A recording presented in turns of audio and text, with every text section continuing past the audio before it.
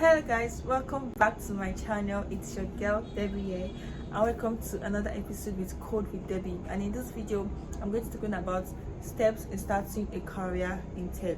If this is your first time seeing this beautiful face, my name is Deborah and I create tech related video and other good stuff. So if it's something you enjoy watching, please don't forget to subscribe and hit the notification bell so you don't miss out on any of my content. As you fade away, as you fade away. Now let's dive right into today's business. Deciding to have a career in tech is a very great decision in this time and age, I must say, because a career in tech is one without boundaries. The opportunities are limitless, ranging from web development to app development to project management. There are lots, and there are lots of job opportunities. So that's why I said, if as a person you have decided to start a career in tech, trust me, it's a very great decision and one that you shouldn't regret ever. And you might be thinking that having a career in tech is a very difficult task, or you're not good enough to have a career in tech. Trust me, it's not that difficult as it looks or as you think. So that's why in today's video I'm going to be explaining some things to you, and also be giving you some steps so that it will be easy for you in case you want to have a career in tech. So the first thing you need to do if you want to have a career in tech is to do your research. Technology is a very broad field. This means that there are different areas in tech that require certain skills.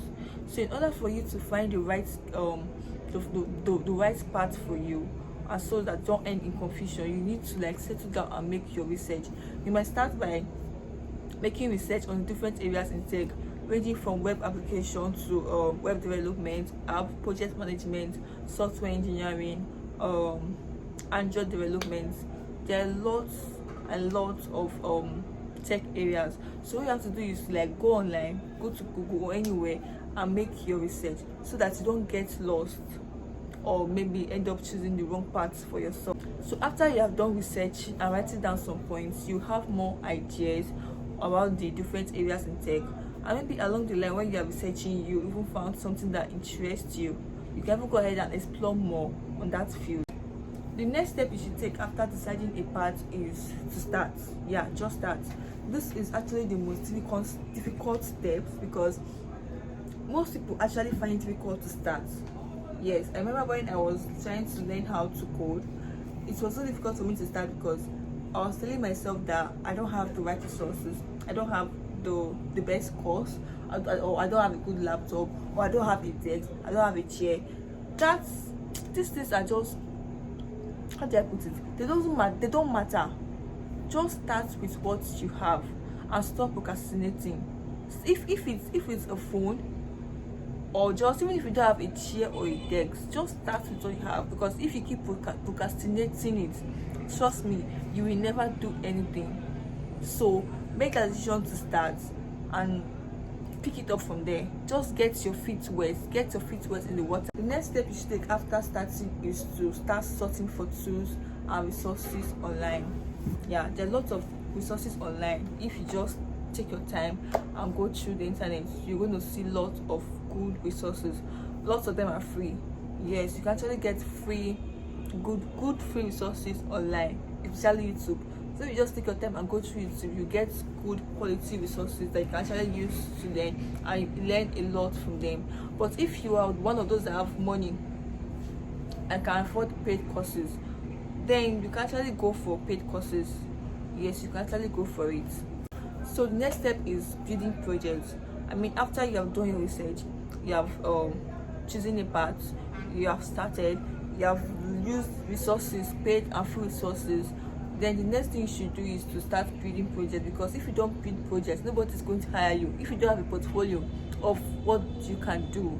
So build projects. If you are learning, if you are a web developer, you can actually build websites and build up your portfolio, right? So build projects and just showcase yourself. You can't just say that, okay, after I have learned and I have built projects, you now stop. No, you have to stay consistent. That's the next step. Stay consistent in your learning. Learning is a continuous thing. You just say, I beg, I don't know this thing, you want to, like, you've stopped. No, you have to stay consistent. You have to continuously try to improve your skill, because technology is something that change, like, it's changing every single minute. Because you want to tell me that you know one programming language, you're done. No, you have to keep learning more and more. If not, you'll be out of the market. If you really have a passion to start a career in tech, I'll advise you to go for it. Because why you not going for it? Having a career in tech is something that is very doable. It's not an impossible task. It's not something that is very difficult. So if you have passion and you really want to go for it, my dear, go for it. As simple as that. It's not something that you have to be a genius. You don't have to be a genius to work in tech. Just put down your head and trust me, you're going to get what you want. That's it. Right, we have come to the end of today's video, and I hope you enjoyed this, my little TED talk.